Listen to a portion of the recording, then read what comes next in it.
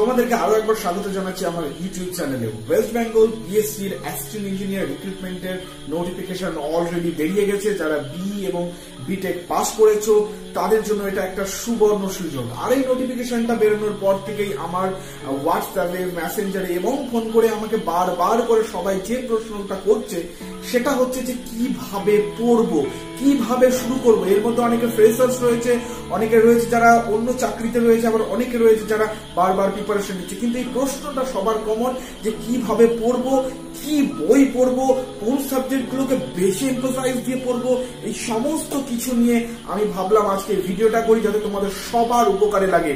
তাই ভিডিওটা কিন্তু শেষ অবধি তোমাদেরকে দেখতেই হবে এবং এই ভিডিওটা যদি তোমরা শেষ অবধি দেখো আশা করি কিভাবে অ্যাসিস্ট্যান্ট ইঞ্জিনিয়ার প্রিপারেশন নেবে পিএসসির জন্য আর কোনো কনফিউশন থাকবে না। তাই চলো কথা না বাড়িয়ে শুরু করে দিই আজকের এই ভিডিওটি। তার আগে আমি কিন্তু তোমাদেরকে অ্যাসিস্ট্যান্ট ইঞ্জিনিয়ারের পরীক্ষার জন্য প্লাস এসএই বলো প্লাস সিভিল ইঞ্জিনিয়ারিং ক্লাসরুমের জন্য সমস্ত কিছুর জন্য আমি আমার সয়েল মেকানিক্স এর লেকচার গুলো অলরেডি শুরু করেছি। যারা দেখোনি তারা এখনই আমার চ্যানেলে গিয়ে ওগুলো দেখা শুরু করে, এগুলো কিন্তু তোমাদের এক্সামের জন্য ভীষণ ভাবে কাজে লাগবে। তাই চলো আর কথা না বাড়িয়ে শুরু করে দিই। প্রথম যে জিনিসটা আমাদেরকে জেনে নিতেই হবে সেটা হচ্ছে কোয়েশ্চেন প্যাটার্ন। কিরকম প্রশ্ন আসে পিএসসি থেকে, এটা প্রথমে যদি আমাদের একটা সম্যক ধারণা না থাকে তাহলে আমাদের কিন্তু প্রিপারেশন নিতে অনেক বেশি অসুবিধা হবে। তো যারা ফ্রেশার্স আছো, যারা প্রথম পরীক্ষা দিচ্ছ পিএসসি, তাদেরকে বলে রাখি পিএসসি কিন্তু 100% টেকনিক্যাল কোয়েশ্চেন করে। অর্থাৎ সম্পূর্ণ যে যদি 100টা প্রশ্ন থাকে এবং সেটা এমসিকিউ টাইপ হয় এবং 100টা প্রশ্নই কিন্তু ডিপার্টমেন্টালি থাকবে, মানে কোনো জিকে বা অ্যাপটিটিউড থাকে না, সবটাই তোমার সিভিল ইঞ্জিনিয়ারিং বেসড কোয়েশ্চেনই হবে। ফলে অন্য কোনো ব্যাপারে বা অন্য কোনো সাবজেক্টের প্রিপারেশনের দরকার নেই, কমপ্লিটলি তোমাদের ডিপার্টমেন্টাল যে সাবজেক্ট গুলো আছে সেগুলো নিয়ে পড়াশোনা শুরু করো। দ্বিতীয় নম্বর যেটা জানতে হবে সেটা হচ্ছে যে কোয়েশ্চেনের সজ্জাক্রমটা কিরকম হয়। এটা জানাটা খুব জরুরি নিজেদেরকে কোয়ালিফাইং মার্কস অব্দি নিয়ে যাওয়ার জন্য। দেখো এইটা জিনিস প্রথমে জেনে নাও, প্রথম 10 to 20% কোয়েশ্চেন এই এক্সামে এরকম থাকবে যেটা ভীষণ ইজি। ইজি মানে কি, যেটা ধরো তুমি যদি বিটেক পড়াশোনা করে পাস করেছো তাহলে তুমি পরীক্ষার হলে কোনো প্রিপারেশন না নিয়ে গেলেও এই 10-15টা কোয়েশ্চেন আনসার তুমি ইজিলি করে দিতেই পারবে। তারপর নেক্সট 20% কোয়েশ্চেন এরকম থাকে যে যেই কোয়েশ্চেনটা বা 25% এরকম থাকে যে কোয়েশ্চেন গুলো তুমি যদি হালকা প্রিপারেশন নাও তাহলেই তুমি পরীক্ষার হলে গিয়ে সলভ করে দিতে পারবে। তো এই জন্য কোনো ডিপলি প্রিপারেশন নেওয়ার দরকার পড়ে না। ঠিক যেমন ধরো স্যান্ডের সাইজ কিরকম, মিডিয়াম স্যান্ড, ফাইন স্যান্ড এর সাইজ গুলো কিরকম, এই ধরনের যে প্রশ্নগুলো যেগুলো হালকা একটু প্রিপারেশন নিয়ে আমরা করে দিতে পারি। এরপরে বাকি 30 থেকে 40 নম্বরের মতো বা 30 থেকে 40% কোয়েশ্চেন এরকম থাকে যেই কোয়েশ্চেন গুলো কিন্তু কমপ্লিটলি কনসেপচুয়াল প্রশ্ন হয়। আর আমরা যারা এমসিকিউ প্রিপারেশন নিই তাদের মধ্যে একটা প্রবণতা থাকে যে আমরা প্রশ্নগুলোকে এমসিকিউ বই থেকে যখন পড়তে থাকি তখন মুখস্থ করে ফেলি, আনসার গুলোকে মুখস্থ করি। অনেক প্রশ্ন এরকম হয় যেগুলো আমরা বুঝতেই চেষ্টা করি না কিন্তু মুখস্থ করে ফেলি। এইটি কিন্তু করা যাবে না। যদি তুমি এইটি করো তাহলে কিন্তু ওই প্রথম 10-15 প্লাস ওই 20-25 ওর মধ্যে আটকে গেলে এই যে 30 বা 35টা প্রশ্ন যেইটা ফাইনালি নির্ণয় করে যে তুমি কোয়ালিফাইং মার্কস অবধি পৌঁছতে পারবে কিনা, সেই প্রশ্নগুলো কিন্তু হয় সম্পূর্ণভাবে কনসেপচুয়াল প্রশ্ন। অর্থাৎ তোমার যদি ডিপার্টমেন্টের সাবজেক্টগুলোর প্রতি কনসেপ্ট যদি ক্লিয়ার না থাকে তাহলে কিন্তু তুমি এগুলোকে ক্লিয়ার করতে পারবে না। যদি তোমার কনসেপ্ট ক্লিয়ার হয় তাহলে তুমি এই প্রশ্নগুলোকে অ্যাটেন্ড করতে পারবে এবং তুমি চাকরি পাওয়ার দিকে অনেকটা এগিয়ে যাবে। বুঝতেই পারছো তাহলে যে আমাদেরকে কিন্তু কনসেপচুয়ালি পড়তে হবে। আর একটা জিনিস যেটা এই এমসিকিউ টাইপ কোয়েশ্চেনের ক্ষেত্রে পিএসসির এই এক্সামের জন্য সবচেয়ে বেশি ইম্পর্টেন্ট সেটা হচ্ছে নেগেটিভ মার্কিং। নেগেটিভ মার্কিং কিন্তু এখানে রয়েছে। তাই তোমরা দয়া করে যেই কোয়েশ্চেন সম্পর্কে জানো না, যেই প্রশ্নগুলো সম্পর্কে তুমি কনফিউজ যে এটা হবে না এটা হবে আনসার, প্লিজ তুমি কিন্তু আনসার করবে না। কেন কি একটা নেগেটিভ মার্কিং কিন্তু তোমার সাকসেস থেকে তোমাকে পিছিয়ে দিতে পারে। So control over your emotion. পরীক্ষার হলে এটা হয় যে দেখা যায় ইস না এটা করে এটা বোধহয় হয়ে যাবে, এই ভুলটি করতে চেও না।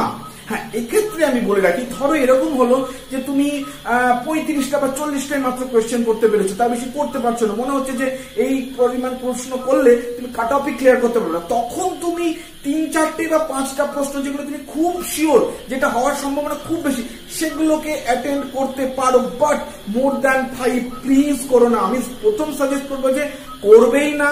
বাট সেকেন্ড থিং যে দেখা গেল যে তুমি এমন কম কোশ্চেনের উত্তর পাচ্ছ যেটা ধরো তোমার কোয়ালিফাইং মার্কস অব্দি নিয়ে যেতেই পারবে না, তাহলে তুমি একটুখানি রিস্ক নিতে পারো।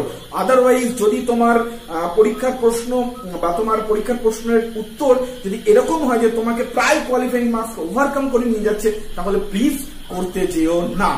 ওকে, এরপরে নেক্সট প্রশ্ন আসে যে কি বই পড়বো। হ্যাঁ, এই প্রশ্নটা আমাকে প্রায় সবাই করেছে যে কি বই নিয়ে আমরা প্রিপারেশন করব। এর আগে আমাদেরকে একটা জিনিস দেখে রাখতে হবে, এই প্রিপারেশনের জন্য বা যে কোনো পরীক্ষার প্রিপারেশন, যে কোনো চাকরি পরীক্ষার প্রিপারেশনের জন্য দুটো স্টেজে প্রিপারেশন নিতে হয়। ফার্স্ট স্টেজ হচ্ছে বেস প্রিপারেশন। ঠিক যেভাবে আমাদেরকে এভারেস্ট জয় করতে গেলে আগে বেস ক্যাম্প অব্দি পৌঁছতে হয় এবং বেস ক্যাম্পে নিজেদেরকে ট্রেন করতে হয়, ঠিক একই রকম ভাবে আমাদেরকেও এই এক্সাম ক্র্যাক করবার জন্য একটা বেসিক প্রিপারেশন বা বেস প্রিপারেশনটা দরকার। আর এই বেস প্রিপারেশনের জন্য আমি তোমাদেরকে সাজেস্ট করব যে একটাই এমসিকিউ বই নাও, আর হচ্ছে শুধুমাত্র তোমার টেক্সট বই থাক, আর অন্য এমসিকিউ বই নিতে যেও না।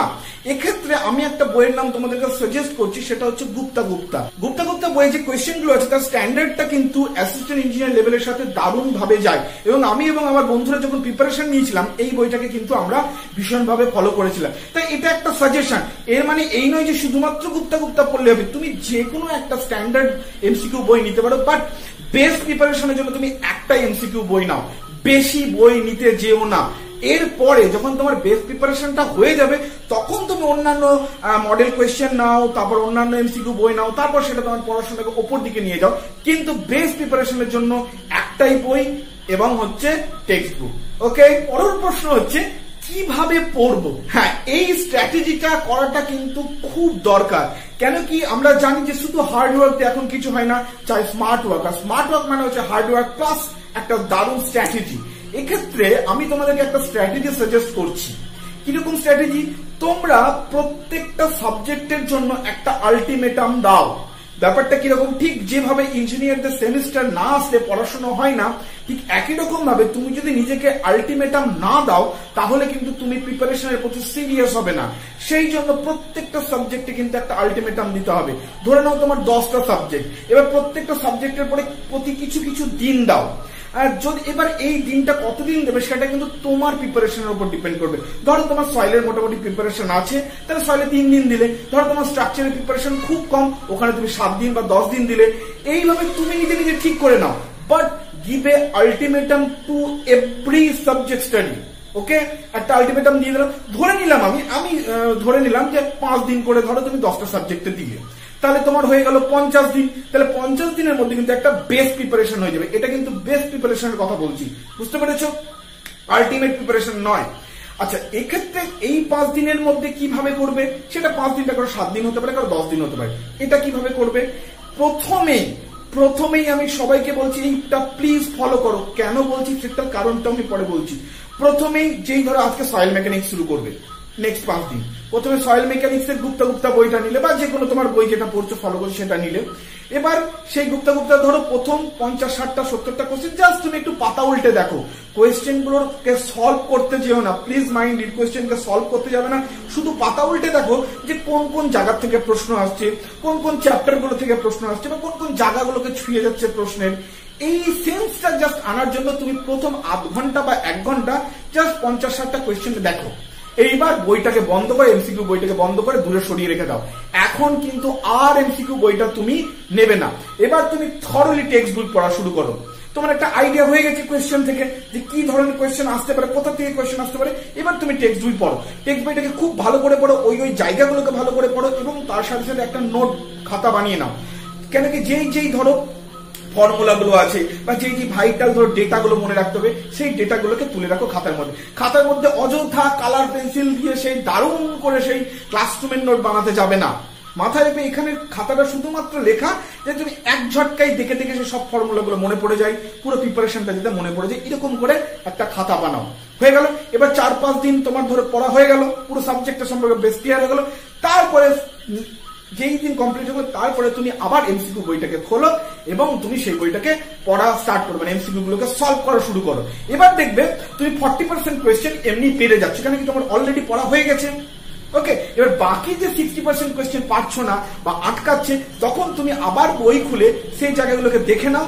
এবং একটা জিনিস এই ক্ষেত্রে বলবো যে শুধু সেই প্রশ্নের আনসার গুলো বই থেকে খুঁজে ছেড়ে দিও না। ধরো তোমাকে একটা প্রশ্ন এসেছে যে বাই উইন্ড কোন সয়েল, বাই উইন্ড যে ট্রান্সপোর্টেড সয়েল হয় তার একটা উদাহরণ দাও বা তার একটা নাম বলো, তাহলে তুমি কিন্তু ওখান থেকে সবটা পড়ে নেবে। তাহলে গ্র্যাভিটির দ্বারা যেটা বাহিত হয় তাহলে সেই সয়েলের নাম কি, মানে ওই জায়গা রিলেটেড সবটা কিন্তু তুমি আরেকবার রিপিট করে নেবে, দেখে নেবে। এতে কি হবে, দুটো জিনিস, এক নম্বর তো রিভিশন হয়ে যাবে, প্লাস দ্বিতীয় নম্বর কি হবে, তোমার এমসিকিউ সলভ হয়ে যাবে।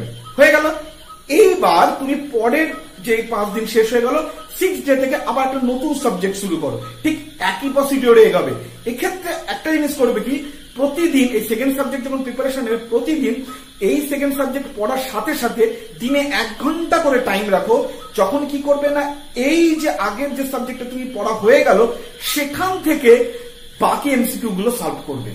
ধরো তুমি লাস্ট দিন ওখানে 50টা এমসিকিউ সলভ করেছিলে, এইবার এখানে ধরো 20টা এমসিকিউ সলভ করবে। তাতে কি হচ্ছে, তোমার এই সাবজেক্টটা পড়ার বোর্ডমটা নষ্ট হচ্ছে। সেকেন্ড থিং, তোমার আগের সাবজেক্টটাকে রিপিট হয়ে যাচ্ছে বা রিভিশনও হয়ে যাচ্ছে। এবং থার্ড সাবজেক্ট শুরু করার সময় আগের আবার ওই দিনে 1 ঘন্টা করে রাখো, যেই দিনে 1 ঘন্টায় তুমি আগের দুটো সাবজেক্টকে আরেকবার রিভিশন করে নেবে। ক্লিয়ার? এই স্ট্র্যাটেজিতে তুমি তোমার বেস্ট প্রিপারেশন করে ফেলো, আশা করি 1-1.5 মাসের মধ্যে তোমার বেস্ট প্রিপারেশন হয়ে যাবে। এরপর আরেকটা কনফিউশন আসে যে আচ্ছা আমরা কি শুধু ইম্পর্টেন্ট সাবজেক্ট গুলোই পড়বো? সিভিলে যেমন ইম্পর্টেন্ট সাবজেক্ট বলতে কি structure, soil mechanics, fluid mechanics, শুধু কি এগুলোই পড়বো আর অন্যান্য সাবজেক্ট গুলোকে পড়বো না? না, এইটা কিন্তু সবচেয়ে বড় ভুল। আমি অনেককে দেখেছি এই ভুলটা করতে। প্লিজ তোমরা এই ভুলটা করবে না। পিএসসি এর এক্সামকে ক্লিয়ার করতে গেলে, শুধু পিএসসি না, যে কোনো জবের এক্সামকে ক্লিয়ার করতে গেলে আমাদেরকে কিন্তু সব সাবজেক্ট গুলোকে ছুঁয়ে যেতে হবে। হ্যাঁ, এটা ঠিক যে একজন মানুষের পক্ষে হয়তো 10টা সাবজেক্টেই সমান দক্ষতার সাথে কি বলবো আনাটা খুব মুশকিল। সব সাবজেক্টে তোমার অতটা পাণ্ডিত্য থাকবে না, এটা ঠিক, বাট সব সাবজেক্ট কিন্তু ছুঁয়ে যেতে হবে। হ্যাঁ, এটা ঠিক। ধরো তুমি তোমার 5টা সাবজেক্টের ডেপথ নিয়ে পড়লে, বাট যে বাকি 5টা সাবজেক্ট তুমি ডেপথ নিয়ে পড়তে পারছো না সেটা কিন্তু ছুঁয়ে যাও, মানে সেটা সম্পর্কে যেগুলো সোজা সোজা জায়গা আছে, যেগুলো খুব কমন কোয়েশ্চেন আসে, সেগুলোকে পড়ো। ধরো তুমি সয়েল মেকানিক্সে 7 দিন টাইম দিলে, তুমি তারপর সিপিএম পার্টে 1 দিন টাইম দাও, বা বিল্ডিং মেটেরিয়ালসে 1 দিন টাইম দাও, যাতে ওইখান থেকে সোজা সোজা প্রশ্ন যেগুলো সাধারণত আসে সেগুলো যাতে আসলে তুমি মিস না করো। কেন কি পরীক্ষা এরকম হতেই পারে যে দেখা গেলো সয়েল মেকানিক্স থেকে তুমি যেগুলো পড়েছো এমন কঠিন প্রশ্ন দিয়েছে যে তুমি পারছোই না। আবার এরকম হয়েছে যে বিল্ডিং মেটেরিয়ালসে খুব ইজি 3টে কোয়েশ্চেন দিয়েছে, হয়তো তোমার পড়া নেই বলে তুমি পারলে না। তাই এই জিনিসটা কিন্তু করবে না, সব সাবজেক্টকে কভার করবে। হয়তো সব সাবজেক্ট তুমি সমান দক্ষতার সাথে কভার করতে পারবে না, বাট অন্তত পক্ষে ছুঁয়ে যাও, অন্তত পক্ষে সেখানকার সোজা প্রশ্নগুলোকেও তুমি দেখে যাও, একটু জেনে যাও, যাতে সব সাবজেক্ট থেকে তুমি অ্যাটেন্ড করতে পারো। তাহলে তুমি maximum number of question attend করতে পারবে, আর সেখান থেকে তোমার সাকসেস রেটটা কিন্তু আরো এগিয়ে যাবে। লাস্ট টিপস, খুব ইম্পর্টেন্ট একটা টিপস তোমাদেরকে দিতে চলেছি। যারা ফ্রেশার্স আছো বা যারা কখনো আগে পিএসসির এক্সাম দাওনি, তাদের জন্য টিপসটা তো দারুণ ভাবে কাজে লাগবে, এবং যারা পিএসসির এক্সাম দিয়েছে তাদের জন্য এই টিপসটা কাজে লাগবে। সেটা হচ্ছে, তোমরা এই যে সমস্ত প্রিপারেশন যখন তোমাদের কভার হয়ে যাবে, যখন তোমরা সমস্ত প্রিপারেশন নিয়ে নেবে, বেস্ট প্রিপারেশন হয়ে যাবে, প্রায় তারপরেও একটু উপরের দিকে প্রিপারেশন হয়ে যাবে, তখন তোমরা আরেকটা জিনিস অবশ্যই করবে। সেটা হচ্ছে যে পিএসসি অ্যাসিস্ট্যান্ট ইঞ্জিনিয়ারের যে প্রিভিয়াস ইয়ার্স গুলো যে কোয়েশ্চেন এসেছিল তার কোয়েশ্চেন ব্যাংক পাওয়া যায়। এটা সাধারণত পিএসসি যে অফিস আছে কলকাতাতে, তার সামনে ছোট ছোট বুক স্টল গুলো আছে, সেখানে তোমরা পেয়ে যাবে। যদি একান্তই কেউ না পেয়ে থাকো, তাহলে আমার কাছে একটা 2 বছর আগে আমার একটা কেনা বই আছে, আমাকে একটু খুঁজে দেখতে হবে। যদি একদম না পেয়ে থাকো তখন আমাকে বলো, তখন আমি তোমাদেরকে সেটা দেওয়ার ব্যবস্থা করব। তো এই যে বইটা, এই বইটাকে প্রিপারেশনের সবচেয়ে শেষে গিয়ে কিন্তু ধরতে হবে। আমাদের মধ্যে একটা প্রবণতা থাকে যে আগেই ওই বইটা খুলে পড়া শুরু করবে, খবরদার করবে না। এইটুকু ধৈর্য তোমার মধ্যে রাখতেই হবে। কেন করবে না বলতো? তুমি যদি আগে ওই বইটা খুলে প্রিপারেশন করে স্টার্ট করো, তাহলে কি তোমার মাথা না ওই কটা কোয়েশ্চেনের বাইরে যেতেই পারবে না, বারবার ওই কটা কোয়েশ্চেন আটকে থাকে। মনে হবে যে পিএসসি কোয়েশ্চেন তাহলে এখান থেকেই আসে, তাহলে তোমার মাথা কিন্তু ভার্সেটাইল হবে না। সো ওটাকে শুধুমাত্র মডেল কোয়েশ্চেন হিসেবে তুলে রাখো। তোমার সব প্রিপারেশন হয়ে গেল, ধরো পরীক্ষা আর 1.5 মাস পরে বা 1 মাস পরে, তখন তুমি ওই বইটাকে নিয়ে বসে 2 ঘন্টা টাইম দিলে, ঘরে একদম পরীক্ষা দেওয়ার মতন করে বসলে, দিয়ে দেখো তুমি কত % কোয়েশ্চেন আনসার করতে পারছো। ক্লিয়ার? তো ওই প্রশ্নগুলো তোমাদের ফাইনাল প্রিপারেশনের জন্য তুলে রাখো, ফাইনাল নিজেদেরকে মডেল টেস্ট দেওয়ার জন্য তুলে রাখো। ওই প্রশ্নগুলোকে কিন্তু আগে দেখতে যাবে না। ক্লিয়ার? তাহলে এই কটা জিনিসকে তোমরা আপাতত ফলো করো। আর তারপরে তো আমি রয়েছি, আর যদি কোনো কনফিউশন থেকে, কোনো জিজ্ঞাসা থাকে, তুমি আমাকে মেসেজ করতে পারো, আমার ইউটিউবে ভিডিও নিচ কমেন্টে তুমি কমেন্ট করতে পারো, আমি তোমার আনসারগুলো সব দেওয়ার চেষ্টা করব। আর আমি তোমাদেরকে এই প্রিপারেশন ক্লাস, সমস্ত প্রিপারেশনের জন্য ক্লাসগুলো নিচ্ছি। এখন সয়েল মেকানিক্সের ক্লাসগুলো চলছে, তোমরা কিন্তু সেগুলো দেখবে। এরপরে আমি আর কিছু কিছু অন্যান্য সাবজেক্ট নিউ ক্লাস দেওয়া শুরু করব, তোমরা সেগুলোকে দেখবে, আমার চ্যানেলটাকে সাবস্ক্রাইব করবে। কেন কি তোমাদের পরীক্ষার পাশে দাদা ভাই যাই বলো না কিনা আমি আছি তোমাদেরকে তোমাদের সাকসেস পর্যন্ত পৌঁছে দেওয়ার জন্য। তাহলে আবার নেক্সট ভিডিওতে দেখা হচ্ছে, ততক্ষণের জন্য বাই।